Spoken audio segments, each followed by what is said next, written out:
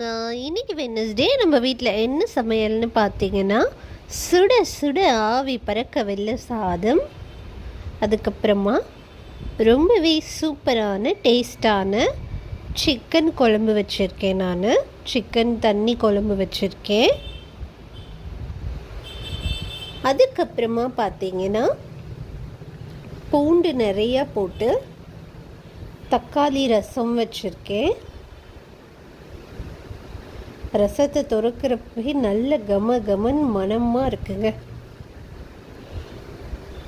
அது கூடவே பார்த்திங்கன்னா கடிச்சிக்கிறதுக்கு வேக வச்ச முட்டை வச்சுருக்கேன்.